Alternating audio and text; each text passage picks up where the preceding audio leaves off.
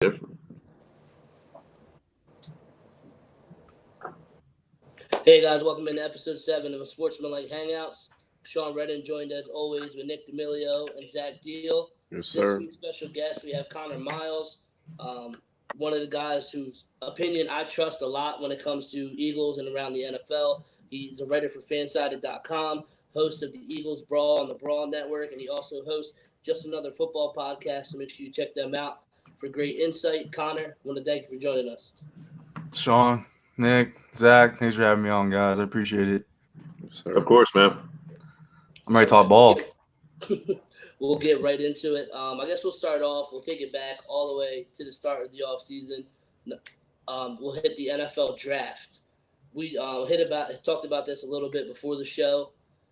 I said how we had a crazy day 3 to make up for what happened on day 2 with the Jalen Hertz pick and then the Davion Taylor reach. I know, obviously, like myself, you were a huge Jalen Reagor guy. So give me your opinion on how you thought the draft turned out as a whole. Jalen Reagor, that's your future Z wide receiver for long term. You finally gave Wentz that playmaker that can make plays downfield, get separation that's needed. You look at OBJ when he was at LSU, nobody thought he'd become the superstar he was going to become. And they would argue his box stats weren't worth it for where he was picked at that point, or he wasn't as thought of because of the stats. I think what's wrong with draft Twitter is we get stuck in stats a lot. We don't look at the system. And, I mean, you know as well as I do, watching Jalen Reagor last year, he had the worst quarterback play in the entire wide receiver draft class. It was beyond awful. Max Duggan's not an NFL caliber quarterback. He's never played with an NFL caliber quarterback in his career. So taking his stats as it is, I love that he played with that bad of accuracy because this guy can make incredible catches outside his frame, which I think reminds me of OBJ. So I'm not saying he's going to be the next OBJ, but he's going to be that huge playmaker for the offense. And the fact that people compare him to Aguilar is laughable. I feel like they don't watch him. Aguilar can never make catches outside his frame the way Reagor does. He can never win on the outside the way that Reagor does. I never understand that comparison at all. To me, you're looking at the next Steve Smith. I think he's perfectly like a Steve Smith model. I think once you get Wentz's deep ball, which improves each year, and if you look at the statistics last year, if he had any type of deep threat for long term, he would have been in the top 3 in deep yard passing completion percentage. So you get a guy like Reagor in there, young guy, he's probably not going to get as banged up as Deshaun Jackson will, as Marquise Goodwin will. And then, I mean, you dip on Hightower. I compared him to John Brown going into the draft. A lot of people don't want to buy the hype into these day 3 guys because he's a 5th-round pick, but I would argue 35 wide receivers are drafted. Some guys are going to be unfairly pushed down the board. If it's any other draft, John Hightower is a 3rd-round pick because of the vertical element he brings to an offense and how much NFL craves speed. You're looking at a guy who can be a John Brown-type impact to a team, at least Torrey Smith, am I right? Like, I mean, the speed's there. Yeah. And he makes good catches. He has reliable hands. 4 drops last year on 79 targets. I immediately reached out to you because I saw you post and how excited you were about the pick. Personally, I didn't have Hightower in my top 20 for wide receivers in the class, and that's as far as I went in my rankings. So I asked you, I was like, you're pretty excited about this pick. Like, what do you think? And then obviously we had that conversation, and you told me that he has great hands, able to track the ball deep. And I'm like, well, that's something the Eagles haven't had in forever since Deshaun the first time around and Macklin. So I was immediately excited about the Hightower pick. But the other receiver that they drafted, Quez Watkins, I'm a little higher on him than you are. I thought Watkins, if he was at a bigger school, would have went higher in the draft. I think he has legit speed. His hands are questionable a little bit at times during his college career. But I know you're not as crazy about him. I mean, he does have talent, and I think he should be on the practice squad for this year and develop a little bit. But he has a tendency to get snake arms, and it's noticeable, and it's alarming at sometimes, especially considering when you have to track the ball in the NFL at such a precise rate to get snake arms the way he does. That's why he's getting these comparisons to top picks, and that some people want to give him. But again, I mean, look at the team last year and in 2018, how direly they needed speed. Even if, because I don't think you can get Hightower on the field even day 1, but I think he makes the roster.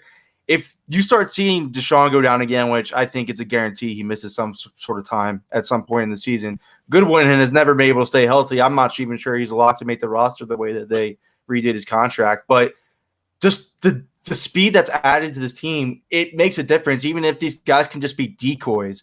And last year, when they needed speed when Deshaun went down, they had nobody on the practice squad. Deontay Burnett is probably your most elusive guy, and he's not even a speed guy either. He's probably a natural elusive slot. It makes such a difference to a West Coast offense. It makes such a difference to the play action game that they want to run. It makes such a difference for Wentz's audibles. It makes such a difference for the run game and Ertz and Goddard and 12 personnel. I'm just glad that they focus on that, even if you get bodies at that position. Because, come on, nobody was saying Torrey Smith was lighting the world on fire in 2017. No. But his speed threat made defenses stay honest, and they had to play more off coverage, and Ertz thrives, and Burton thrives. So I expect a huge year from Goddard. I expect Ertz to produce the same way he always does. And if Deshaun plays 12 games, you're looking at Wentz breaking his own record for passing touchdowns just because of how dynamic the offense is once speed is added to it. You keep hitting on Torrey Smith and the 2017 year that he had and the impact that he did, just like more so spacing.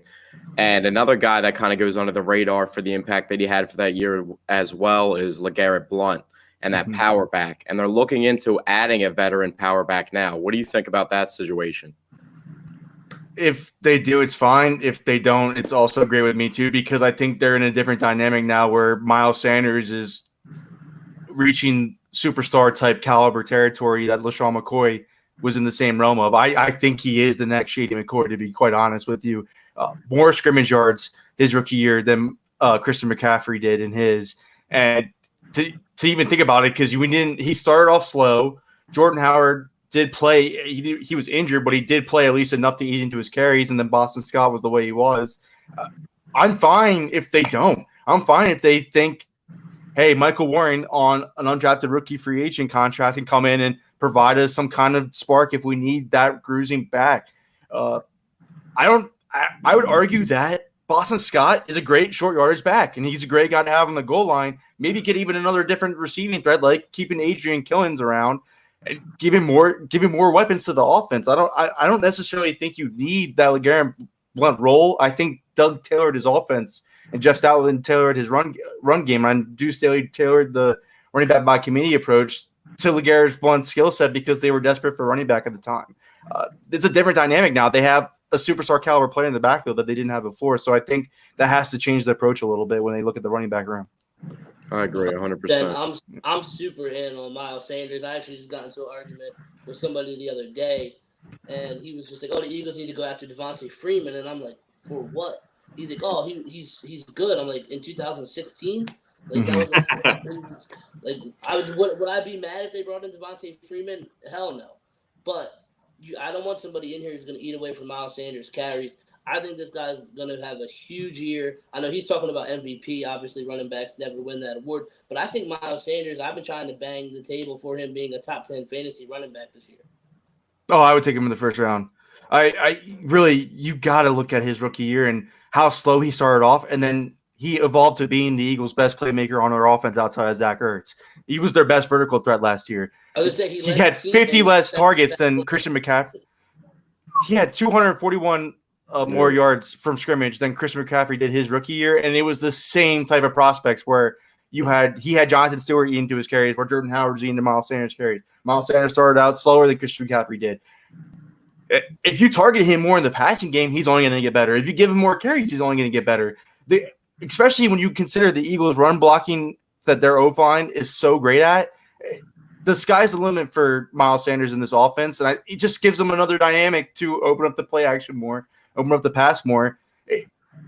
I would be disappointed if this speed doesn't all pan out, because they at least have to have some type of speed guy on the field at all times for the offense to reach the capability he can. But as long as they have that, I would be surprised they don't finish as a top 10 in passing offense.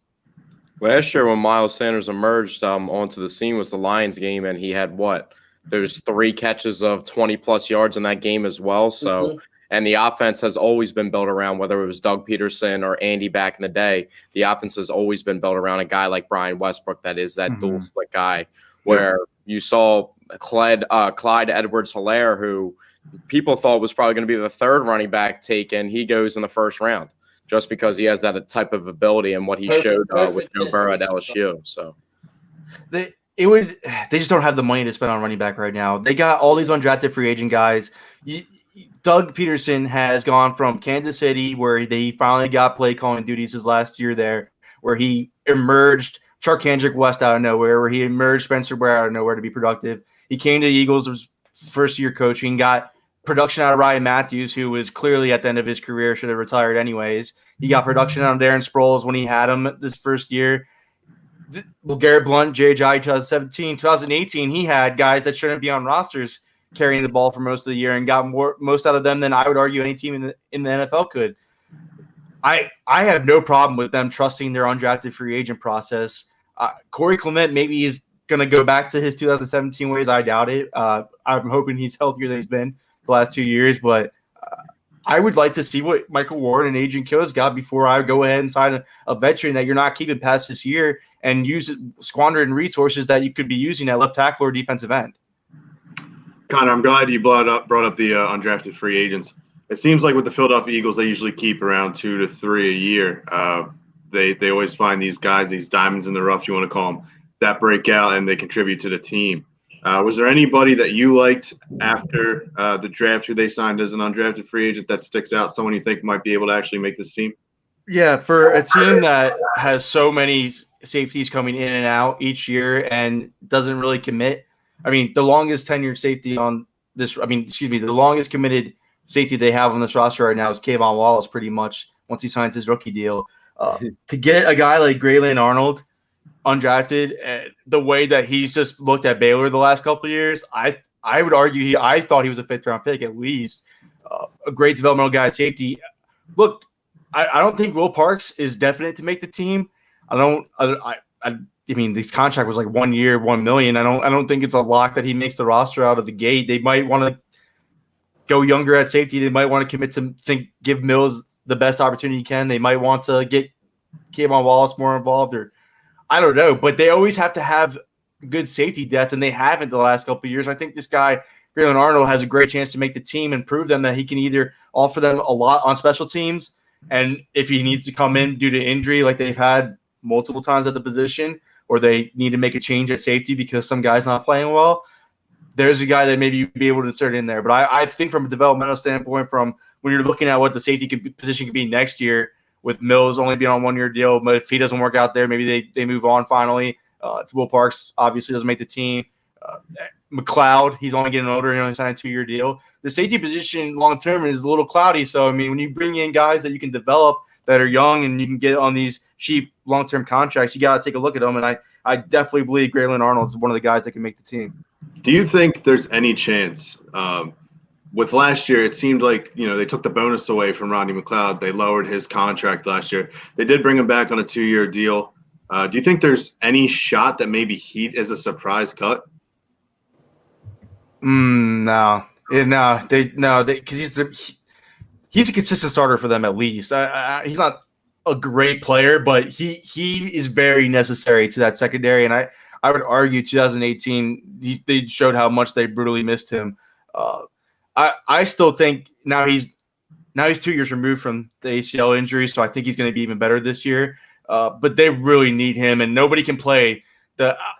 I don't want to say nobody can play because I think Avonte Maddox should play that position eventually, but I don't think anybody could play the single high safety at his level on this team that he can. But he is susceptible to be cut after this season if he looks like he did last year, I would say.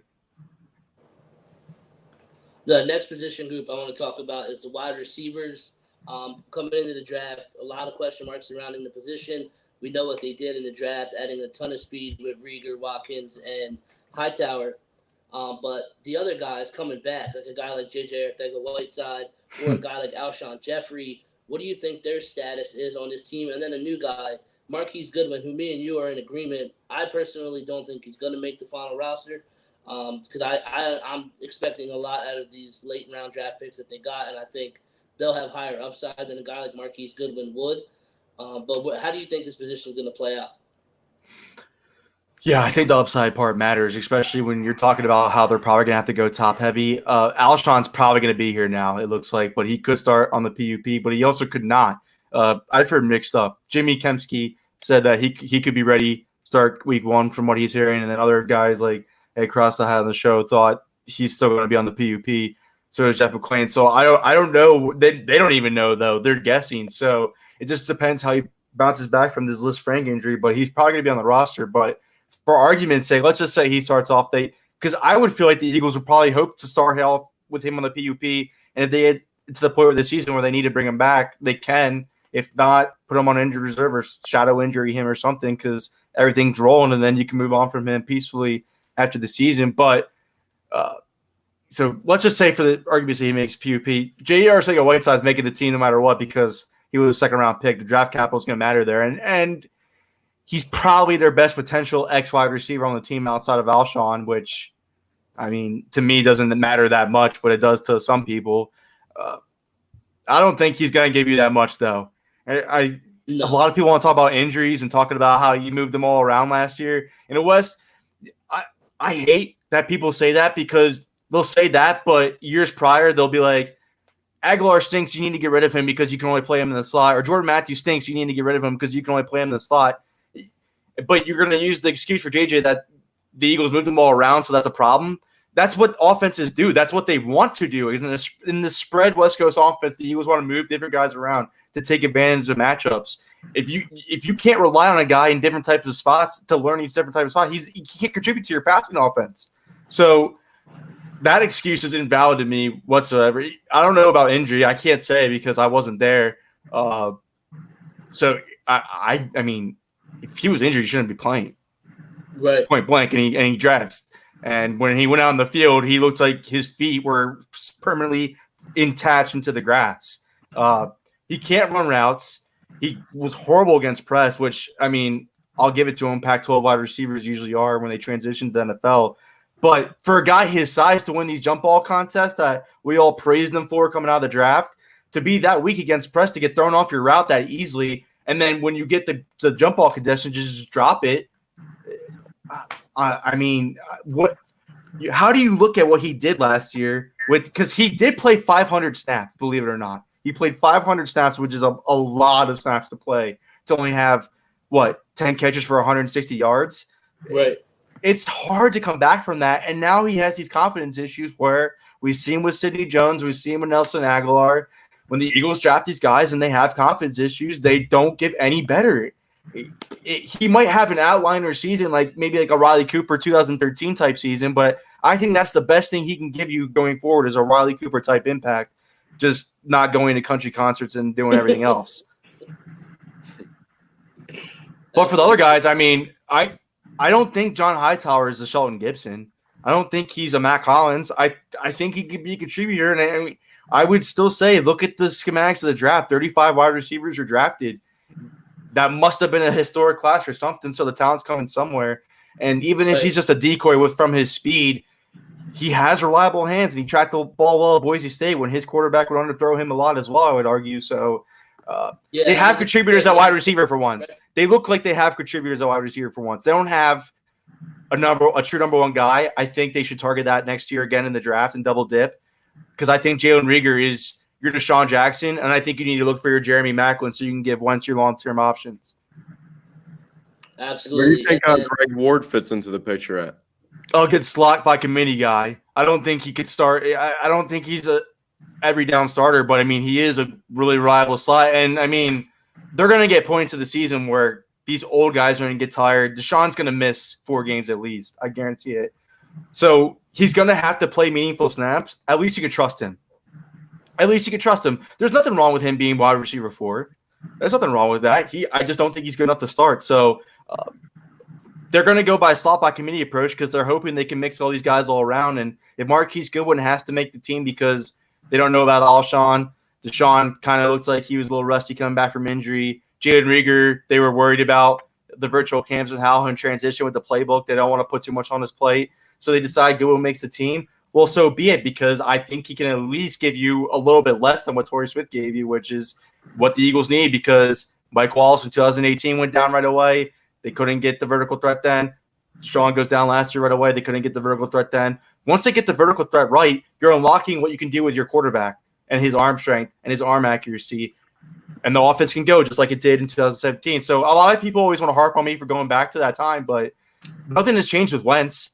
He's still the same quarterback. You're just not in a passing era of football. You're giving him mediocre wide receiver talent. It's a disservice to him. So I'm glad that they addressed speed the way they did, because that's really just what they needed, because he is the type of quarterback that can elevate wide receivers' games. Absolutely. I want to hit on and get your take on the most important position on the field. Talking about Eagles putting playmakers around Wentz. In this case, it might be putting a playmaker behind Wentz. The new addition to the quarterback factory, Jalen Hertz. So this is a team that goes into the offseason and says, we completely scrapped our playbook after the wild card weekend when we had the first round bye, because we looked like a horrible offense when we asked Nick Foles to run what Carson Wentz was doing at the time.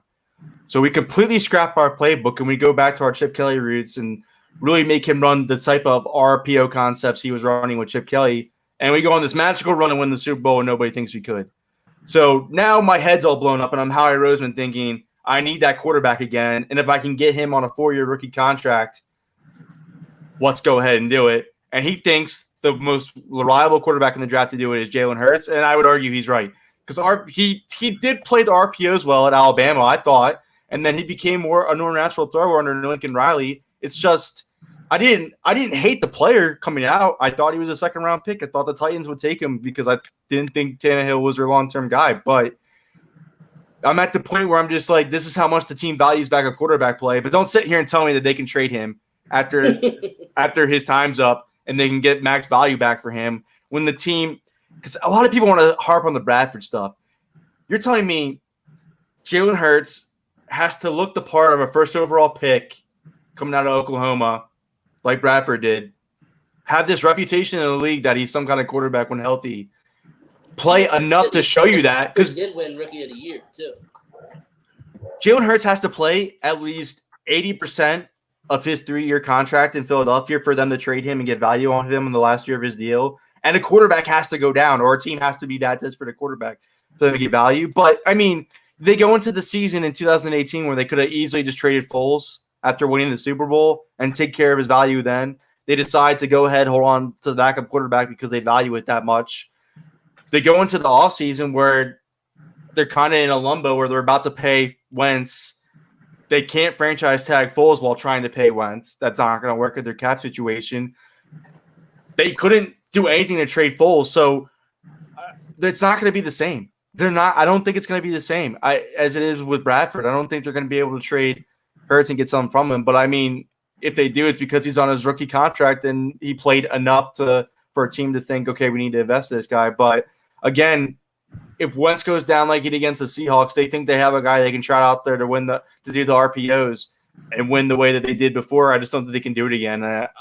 I disagree with the pick because I just said you had your opportunity you needed an opportunity to pair Rieger with the Macklin like you did with Jackson, and you had Denzel Mims on the board. And I think Denzel Mims, I don't think he's going to be an amazing wide receiver, but I definitely think he could have gave you 800 yards, maybe have that outliner 1,000-yard season like a Jeremy Macklin type impact to your offense did. And then you have Rieger, the huge playmaker alongside of him, and you had them on rookie deals for 4 years guaranteed, where you can build the rest of your team and finally have these young guys with potential wide receiver, and they passed on that for a backup quarterback that they're hoping never has to play. They're hoping they never have to play him. Completely stay away from Denzel Mims, though. When before the draft, he said his first experience in Philly was absolutely terrifying, and he was scared shitless out of his mind. And I just wanted to steer clear of that. You know who looks gave me a bad taste in my mouth that I didn't want to take on a guy that had that potential. That just sounds like Nelson Aguilar, like confidence-wise 2.0 in my eyes. I think he was completely off the draft board and after that, honestly, because he did that. I think the interview was with Jeff Mosher, who's one of the biggest platforms for Philadelphia in the sports media world. And just to do that, that's just like self-incriminating. I have no clue what he was thinking doing that. But, I mean. I just think he was soul shocked. I mean, because once you get in that locker room and you get into that culture and then you start adjusting to the city, I think his opinion would completely change then. But, I mean, I'll tell you, there was a wide receiver on that team that came in his rookie year that looked like that, and his name is J.J. Arcega-Whiteside, and he didn't even come out and say it. So I don't have faith in JJ. I just don't. I don't think that's their future long-term starting wide receiver. You're lucky you have such a dynamic guy in Ertz who can really be your X wide receiver while Goddard plays tight end this year. They have so much things they can do on offense now that the speed's added where they can move Goodwin into the slot. They can move Rieger to the slot. They can move Jackson in the slot. They can do so many different matchup opportunities. They can put Ertz and Goddard in the slot. So I like it now because you don't have your wide receiver core clogged up with guys that you know you can only play at one specific spot. So that's what's big for me at the wide receiver spot this year is it doesn't look like that anymore where you know that Aguilar has to play slot or good luck. Or, you know, Jordan Matthews has to play slot or good luck. It's not like that anymore. So, and adding all the young speed matters because you know how speed guys usually get hurt. And, I mean, Deshaun shows us, Mike Wallace showed us. So, having so much young speed matters. And I think during this pandemic where you guys are going to be struggling to learn playbooks, I think a lot of guys are drafted in like the 6th, 7th round that don't make the roster will still end up making the practice squad at least. So, if these guys get injured during the season, they can call up a Quez Watkins real quick and still have some type of speed dynamic along the team. So I'm excited.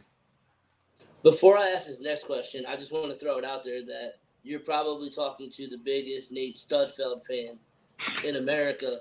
I think he's legit. I think he's a legit backup quarterback. All right. Personally, I think he's serviceable, which is mainly why I disagreed with the Hertz pick because, like you said, there was so much talent available on the board.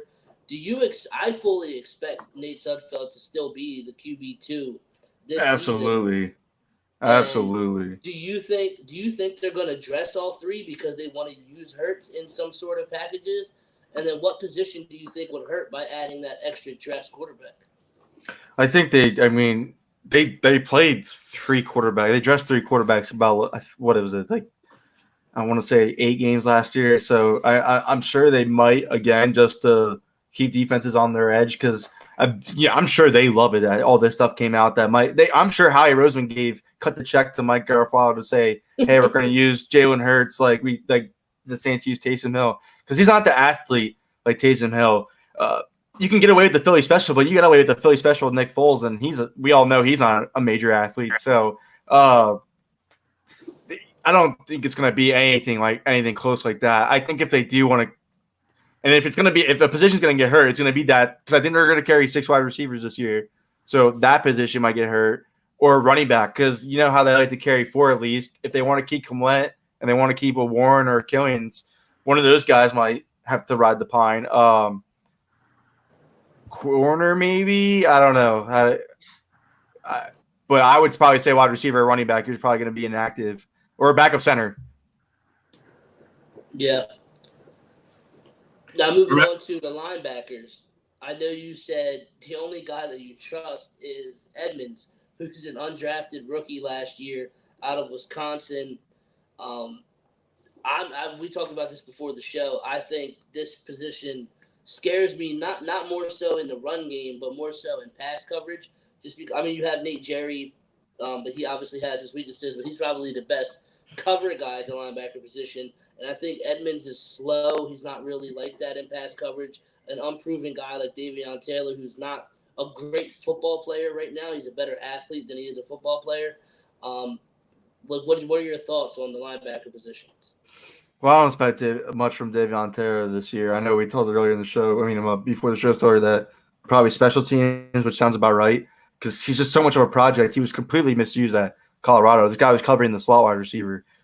I don't know what's up with that Colorado program and how they use players because they completely botched using Laviska Shenault and Davion Taylor was the guy on defense that they also completely botched. I like him as a prospect from a weak side linebacker standpoint because of how much field he can cover with his range. But other than that, he's completely raw, and it's going to have to be a year where he sits and learns more. Like because Nate Gary didn't play his rookie year, so I think they're going to let him sit out this year and play special teams. TJ Edwards, Taylor, I feel like the learning curve is even more. It's screwed even more now. Yeah, he's only played in 22 games in his entire life. Most people play that in 2 seasons.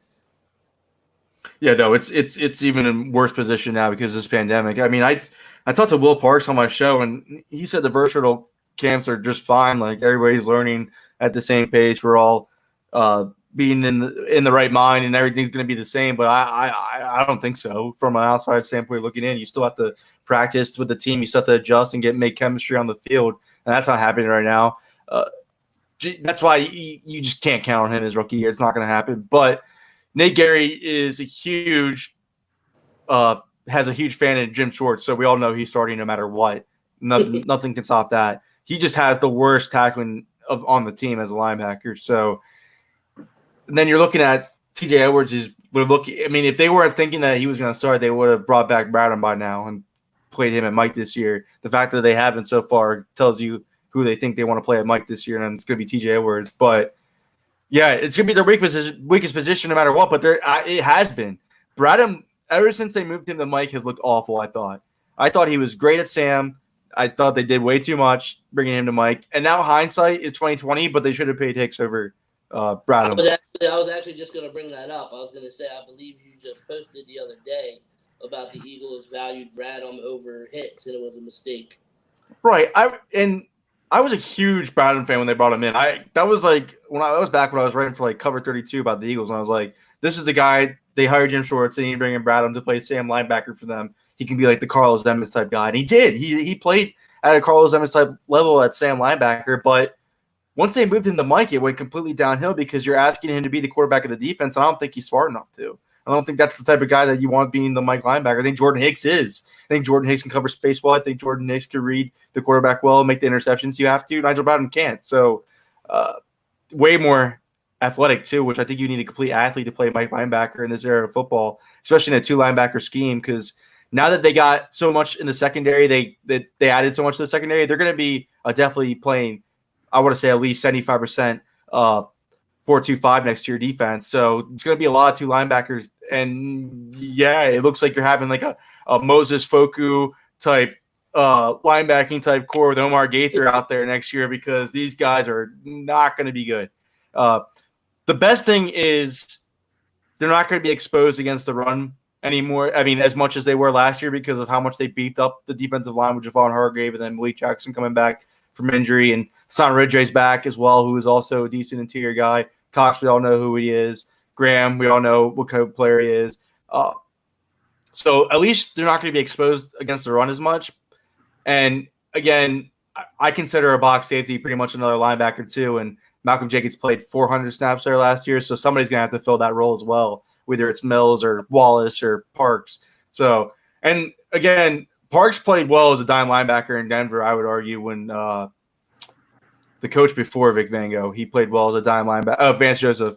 So I think you use him in the same role again as well on sub packages. But it's going to be a rough year for linebackers no matter what. We just have to accept that now. And that's not what the defense lives or dies by. Lives or dies by the defensive line. And now that they have the secondary willing enough to limit the passing holes and gashes that they have the last 2 years, the defensive line can eat it even more. So the linebacker's job in this defense got a lot easier, and that's why they used a lot of less resources towards it.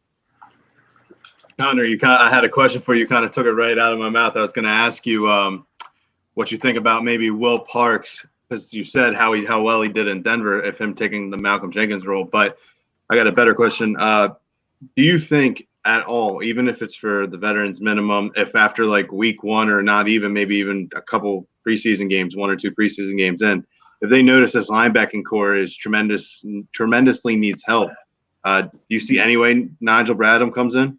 Oh, yeah, it has to be him then. It has to be him then. And he's waiting on the call, obviously, because no team's really vying for him. But, again, he's not good anymore. That's the thing. Right. If you bring him back, you're still weak at the position. You just have a guy who has familiarity with the defense, because clearly the NFL is telling you what they feel about him. His better days are behind him. But, yeah, just because he knows the playbook. Because, I mean, look, when Hicks went down, they brought in Danielle Ellerby, who didn't know jack about the team, was a complete waste of a roster spot, I would argue. Was at the end of his career. That's kind of what you would expect from Bradham, but a little bit more, I guess, because he's in a better shape than Ellerby was at that point. But that's why I don't know if you can say I don't know if you can say in 2020 Nigel Bradham can perform better than TJ Edwards can. I don't think you can. Yeah, I kind of agree. I just figured, like you said, familiarity would be, the best reason why they would bring him back, especially if Edwards does struggle. Because Sean brought up a good point earlier. Edwards isn't the fastest guy, which may have attributed to him not being drafted in the previous draft. But it'll be an interesting thing to see. The linebacker position is, I would say, the weakest spot on the team. And even though the Eagles and Jim Schwartz don't really use linebackers like other teams do, it still could be an issue. It's going to be an issue at some points. When they play Dallas and Ezekiel Elliott gets past the initial line, it's going to be an issue. But they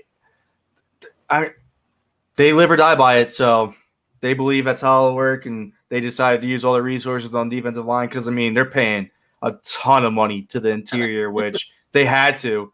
They had to, though. They keep going, recycling through guys year after year at the position that they need most consistent pressure from. So, I mean, it's going to be rough for the linebackers no matter what. As long as you have that expectation, you're going to be fine. There's going to be times where they look silly, especially when they're covering tight ends. They're going to look silly. Yeah. So the only thing I really like about my biggest concern with the linebackers was not to the run defense, because you brought up a great point earlier that the defensive line is going to mask them issues. More so with me in the coverage. Like you said, with tight ends or running backs out of the backfield, I'm not worried to death, but it's more so to me that's the only part of this defense that worries me.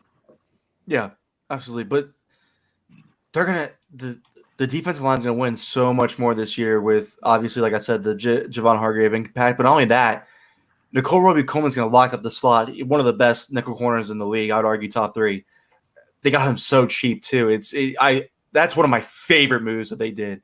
And then Slay back in Schwartz's defense, where he played his best, because he and when he was with Terrell Austin too, had got to play a mix of man and end zone, and that's what Jim Schwartz wants to do. He just didn't have a cornerback on the team that could play press well at all, and now you do, who can take away the team's number 1 wide receiver. I just hope they make him shadow the team's number 1. So Sidney Jones or Avonte Maddox, whoever wins that number 2 job, gets to play the weakest wide receiver on the team, because nowadays you're playing either your best wide receiver outside and your second best wide receiver in the slot, or vice versa. So in a league where the slot wide receiver is becoming such a high volume targeted area, they have that position locked up like they did in 2017. And now they have that corner who a lot of people were down on because of last year, but once he had that hamstring injury in week 3, he was never the same. And again, he played 102 press snaps last year. He's looking at probably playing 60 with the Eagles with a mix of zone, and he's an incredible zone coverage corner.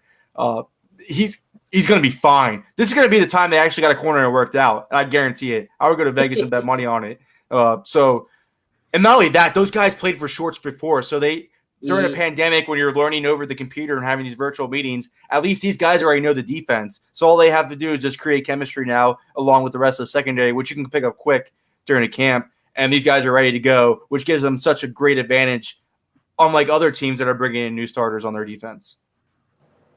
I think in a way that Jalen Mills can get some snaps in the nickel just to kind of mask some of the linebacker issues on the earlier downs, when it's not more so the passing situations, but you still have to run 5 defensive backs, because that's just base NFL nowadays, just with 3 wide receiver sets. I think Jalen Mills, since he's a willing tackler, and he's not the most athletic guy, but he is a lot bigger than Nickel Roby-Coleman, who is only like 5'8", 180-ish. He can kind of play the nickel in a way and kind of play more so of like a dime backer, so they can kind of mask the issues of having to cover those tight ends in the slot or those type of things against. Oh, no, I agree with you, because I would say Jalen Mills lining up against. I don't know if you can hear my dogs. I'm sorry, but when you got CeeDee Lamb, who's probably going to play in the slot this year for Dallas, when you got Michael Thomas, who dominates in the slot in New Orleans, Julio they like to use in the slot too, so they can get Calvin Ridley on that side. You understand my point. There's going to be those wide receivers that he needs to match up on the big guys, and I like him against those type of wide receivers. The wide receivers I don't like him against in the slot are like the Julian Edelman type, the Chris Godwin type. So that's where Nicole Roby-Coleman comes in, and he plays those guys very well. So you can move these guys around. You can move these guys in different depending on matchups, where in years prior you couldn't, and it really affected the pass defense. That's why – and not only that, Another addition that they brought in that people are severely underrating is Marquise Manuel, the defensive back coach. They needed a new voice in that defensive back room, and Marquise Manuel has turned cornerbacks into safeties very well, which is what the Eagles are doing. He has improved cornerbacks play. Desmond Trufant had one of his best years of his career under Manuel. So they needed a new voice in there. They needed a cornerback one that has success in this league, but does also get beaten and can teach these guys, hey, don't drop your head like you did against the Minnesota Vikings, Sidney Jones. When you get beat, you need to forget that play and play the next one like you did when you covered Michael Gallup. They don't have that guy before. Malcolm Jenkins wasn't a successful corner. He couldn't tell those guys how to play it. So now that you have Slay and his leadership and his impact, and you see he's already trying to get guys to work out with him, and then you got a guy like Manuel, who, again, is a former NFL player, has played for Jim Schwartz, has successful coaching defensive backs in this league.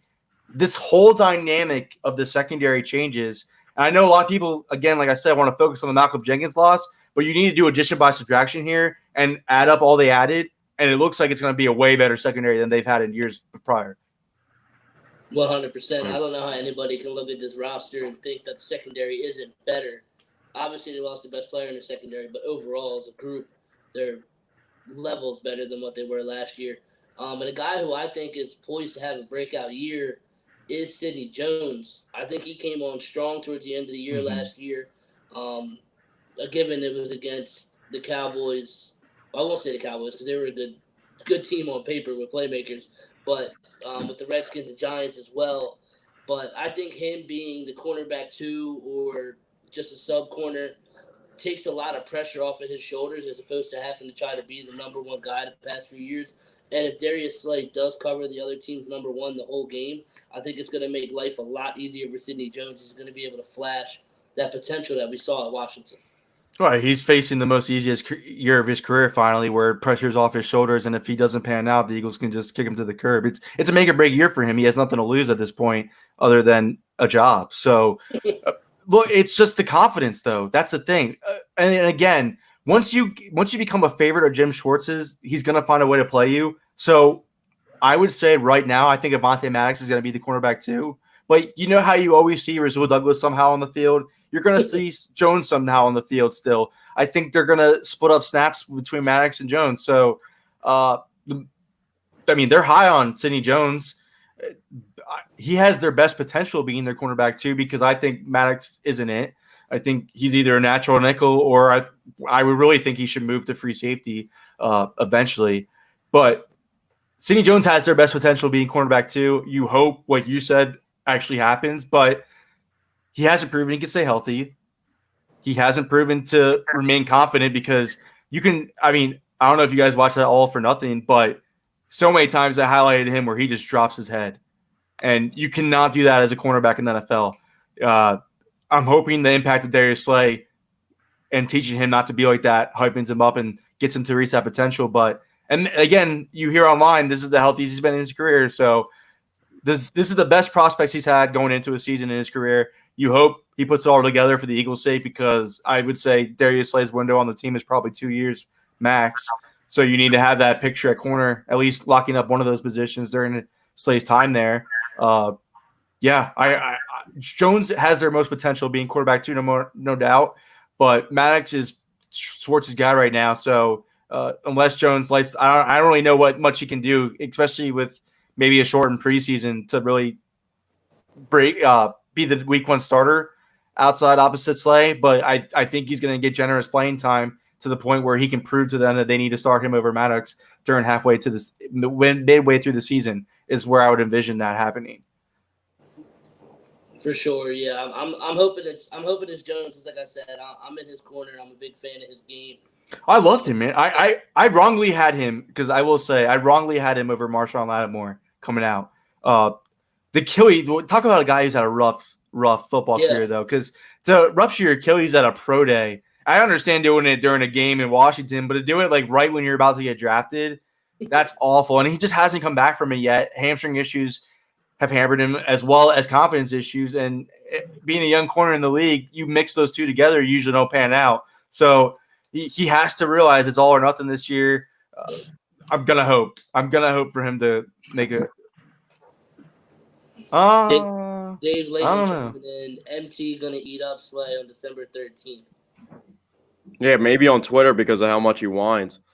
Oh, whoa! Shots fired. Yeah, that's my boy Skip Layton, but I got to put him in his place right now because Michael Thomas, he sets all he's one of those guys. He's like Giannis Antetokounmpo, sets all these regular season records, and then when it comes playoff time, you don't hear anything. Who's gonna be? I want to ask Dave. Who's gonna be Michael Thomas's quarterback? The blind guy or the racist?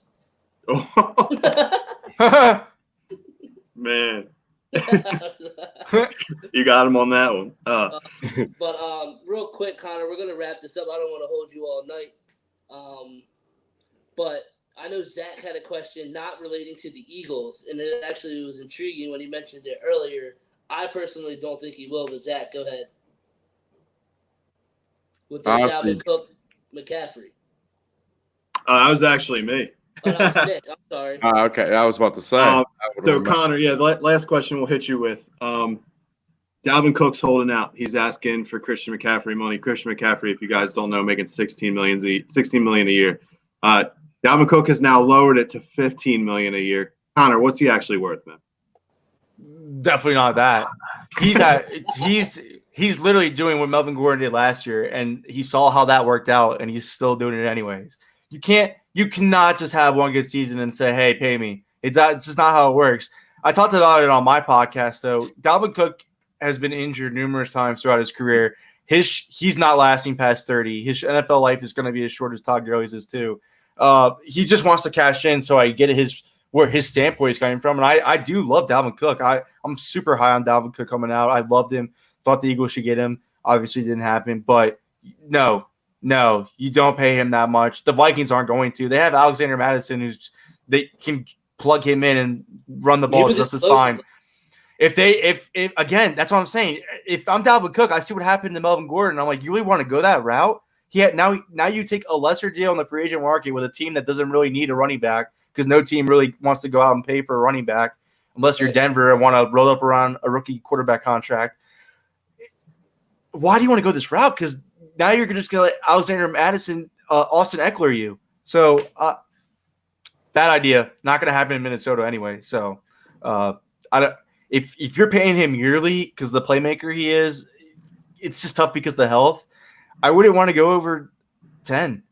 I would be rough to go over 10, and I wouldn't want you on more than a 3-year deal. Like I have no clue why Christian McCaffrey money when he doesn't even offer the same in the pass game at all. Like he's a good screen catcher and he's really good at that and setting up blocks. So he's a good natural open field runner. But outside of that, he doesn't offer anything. He doesn't line up outside. He gets right. These guys need to realize you need to bring the resume to the table when you ask for these contract demands. You can't just say, "Yo, pay me." Exactly. Like you can't have 1,000-yard season out of when. Exactly. We know you were good. Everybody knew it. But, I mean, again, you're in a high-octane offense where they don't really want to game plan against you. They want to make sure Thielen and Diggs are covered. They want to make sure Kirk doesn't have to throw to those guys. They'd rather you run the ball. They could replace him in Minnesota, and they're not going to hesitate to. So, good luck, good luck, Dalvin Cook. I mean, you're just following Melvin Gordon's route. I hope he doesn't hold out, man, because that's my first running back I take off the board in fantasy every year. So – it works out sometimes, and other times I take him. You probably get a solid 7 games out of him. Yeah, I drafted the one year I drafted him, Freeman. I went 3 running backs in a row and somebody else, and all 3 were on IR by week 3. Yeah, the injury part. It was a tough year that year, but yeah, I'm hoping after he doesn't pull a Melvin Gordon, because look what it got Melvin Gordon, man. He only got 2 years, $16 million out there in Denver. He's going to be splitting the ball with Philip Lindsay probably, and Dalvin Cook's going to hurt if he keeps this going past week 1. It's going to hurt him. Look at the teams that sign running backs in free agency anyways. I mean, the Dolphins signed Jordan Howard to, I thought, ridiculous money considering the fact that his health issues, and then they went out and got Matt Breida anyways. The Jets got Le'Veon Bell, but they went out and drafted a running back. So these teams that sign running backs aren't teams that actually even need them. They just want a different type of playmaker in the backfield. So it's a dying breed, man. These guys can just go in the draft, get one in the first 4 rounds, have them produce on a rookie contract, kick them to the curb, and just do it again. That's why I want to start having the discussion of it's early. It's way early, and I know Howie Roseman's a cap genius, but once this time comes for Miles Sanders, I don't know what the Eagles are going to be thinking at that time because of how the NFL is trending with paying running backs. Because I think by 2021, Dallas gets rid of Zeke. I think after this season, they're going to consider getting rid of Zeke because they're going to be a high-octane passing offense, especially Mike McCarthy. He doesn't run the ball that much. He's always favored the pass more. I don't think it's going to change in Dallas. So, and look who they only have at wide receiver now. Why wouldn't you want to be a high-octane passing offense? You don't have to pay these running backs as much anymore. So it's interesting. It's just Dalvin Cook's just, I'm sorry, you play running back. That's it. I'm sorry. Devontae Freeman. You can look at a guy who obviously is not as impactful as Dalvin Cook, in my opinion, but I know Zach loves him. A guy down in Jacksonville in Leonard Fournette, and the Jags are refusing to pay him too. I mean, it's just the way it goes. Running backs aren't a commodity. I'm not that high on Fournette either. He's a replacement level starter in my opinion, but good committee guy if you want to have him in a committee. Compliment another guy, but somebody talk about the Eagles going the J.J. Jordan Howard route with Fournette of trading like a mid-level pick for him. They can't afford him. Last year of his rookie deal, but that's what I said. Yeah, I mean, he was a first-round pick. That's not Jordan Howard, and that's not J.J. No, that'll never happen. I mean, I don't know. I've seen Jeff Mosher say like, the Eagles are obviously not doing a running back committee by approach anymore because they haven't signed a running back.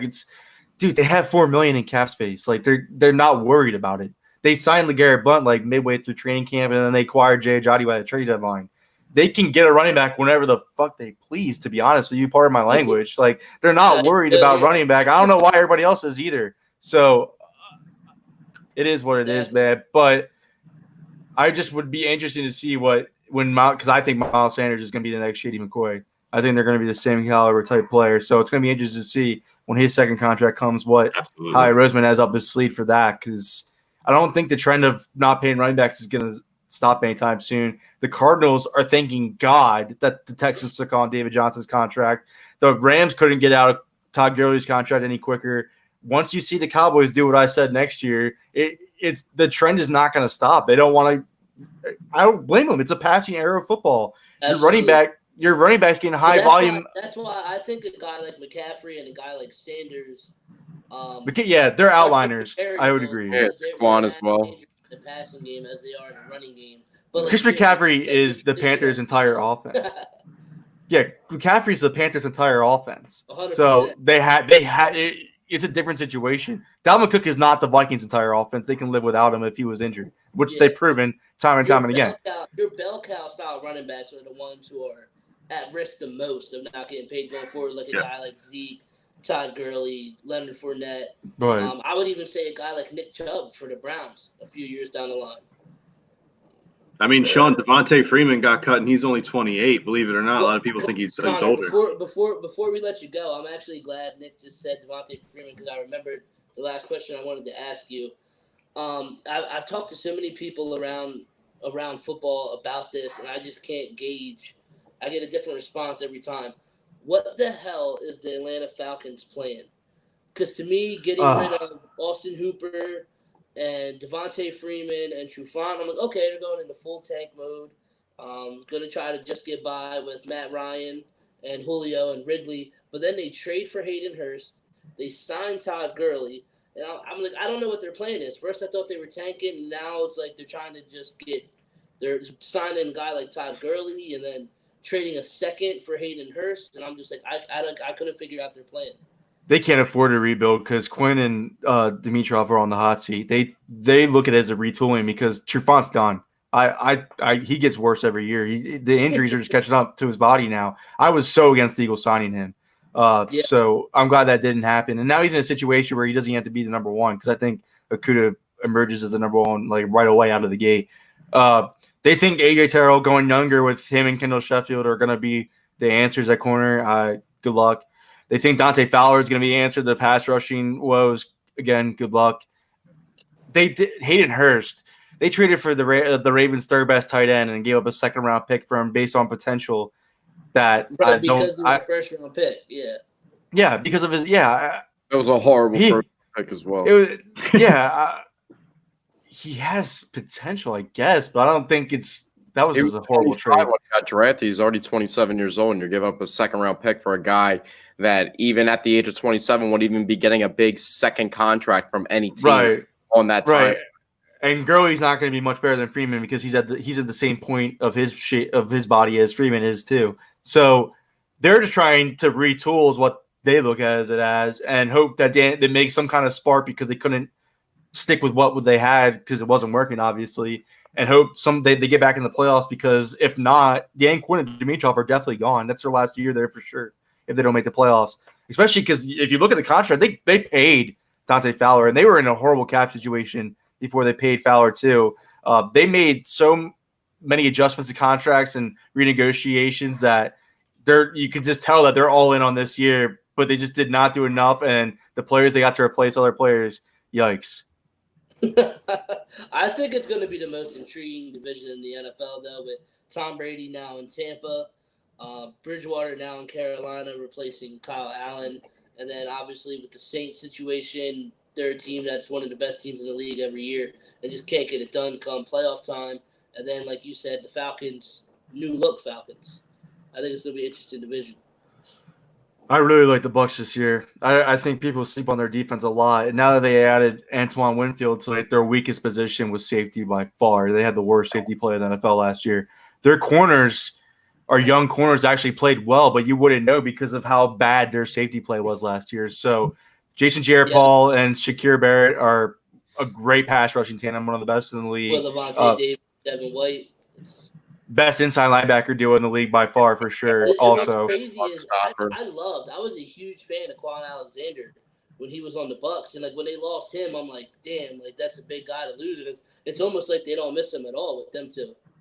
Yeah, no, not at all. Devin White's better too. Anyways, but also up front though, they have Ndamukong Suh, which I mean, at this point in his career, he just eats bodies, and that's all you need him to do in that defense. And then Vita Vea is the best nose tackle in football, I'd argue. So Todd Bowles has a squad over there to work with that defense. And I got a job writing for the Bucs for Fansided too. So I had to study them last year. I had to watch the film on Tom Brady, unfortunately, of last year in New England and finally figure out like what went wrong. And his first 3 weeks when Josh Gordon and Antonio Brown played the most wide receiver snaps for the Patriots, he was the 6th most accurate quarterback throwing the ball 20-plus yards down the field. Now you get a guy like Mike Evans, who's one of the best at catching the ball 20-plus yards down the field, which nobody would think given his frame. And then you have Godwin, who's a high-volume slot, very reliable, very secret weapon. And now they're going to run 12 personnel like crazy with Gronk and O.J. Howard and Cameron Brate. Tom Brady's going to have a good year. It's not going to be a decline from him. Plus, he has Bruce Arians and Tom Moore to work with, who are architects of passing offenses in this league. The Saints and the Bucs are really going to battle it out more than people think. I think a lot of people look at Tom Brady, look at his age, look how the Patriots ended last season, and not think much of the Bucs. But they are going to be a real threat next year for sure. There's no doubt in my mind about it. 100%. Obviously, down here, I'm probably going to get tired of hearing that. I'm already tired of hearing Tampa Bay and Tampa Bay and all this stuff. I mean, I live a lot of new Buck fans. Yeah, I live 12 minutes from Davis Island where Brady lives, and it's just people going nuts over it. I'm already football hip season hasn't even got here, and I'm already over Bucs fans. But coming out of the woodwork. Right, absolutely. But no, I'm agree with you that if Brady doesn't do it in this offense, in this situation with these playmakers, then he doesn't have it anymore. Oh yeah, he's done then. You have to perform with these guys. And not only that, they have a nice speed guy that nobody really knows about yet, and Scotty Miller, who I think will emerge this year with how that offense is looking and the targets that he might look at. Tyler Johnson, they drafted out of Minnesota too. I like a lot. Their offensive line isn't as bad as everybody thinks either. Tristan Wirfs was the last missing piece they needed, and he's a great right tackle. That's exactly where the position you need to play. Is great. Top 5 guard for sure. Yeah. Ryan Jensen's a really good center too. Donovan Smith had the best year of his career last year with Bruce Arians' offense and Harold Goodwin, an O-line coach. That offensive line is going to be on par with what the Patriots was with Tom Brady, not last year, but the year prior. So really, I don't see how they don't win 12 games, to be honest with you, with how that team is looking right now, because the defense is that good. Yeah, their defense definitely is underrated. I kept telling people all year, I'm like, Murphy Bunting is one of my favorite players to watch last year. I thought he got better every single week. Very good nickel corner. Carlton Davis and Sweet too, or Sweat or Sned or whatever his last name is, are very good corners too. Sned had like 14. He had 14 pass breakups, which was the most out of any rookie corners last year. Carlton Davis is obviously an emerging guy too, out of Auburn that they like.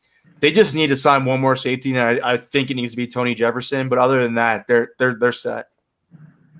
Yeah, they're definitely looking good. I mean, and they got the Buccaneers, not the Buccaneers. They got the Texans to take on Vernon Hargrave last year after they cut him, which just continues to push the fact that Bill O'Brien, the coach, needs to beat the shit out of Bill O'Brien, the GM, one day.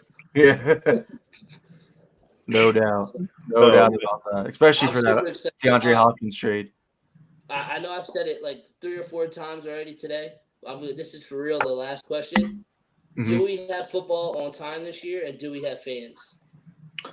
They have to have football on time this year. There's too much economics involved, too much money involved to not have it on time. They'll do something like the NBA is doing. They'll just have a way quicker pace of going about it.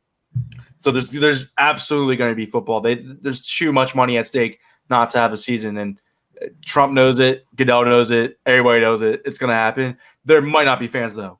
That might have to be the L that the NFL has to accept. But that, especially during an election year when ratings are normally go down no matter what, they're going to stay steadily because what else are we going to do to go to a game? We have to watch it. So that also plays into the ratings for them. So they might actually be okay with not having fans during an election year because historically speaking, every election year, NFL ratings go noticeably down. So the way that I know that it hurts revenue at least if they don't have fans, but it also makes up for in ratings and TV time. So I can definitely see where they don't have fans, but they have to have football. It's too much money at stake. What about college football? I wouldn't be surprised if it's just SEC football. You have to go with what the ratings suggest at that point, just like in the NBA where you have to tell teams, "Hey, sorry, you can't play with us because you suck."